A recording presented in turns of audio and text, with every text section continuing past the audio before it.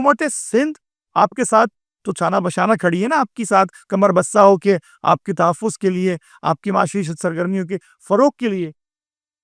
ہمارے ساتھ دوہرا مسئلہ ہے کہ صوبائی حکومت بھی تاجر دوست نہیں ہے، وفاقی حکومت بھی تاجر دوست نہیں ہے۔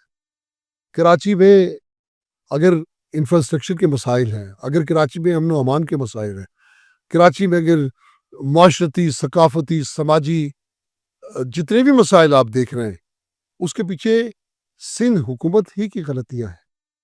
آج میں سمجھتا ہوں کہ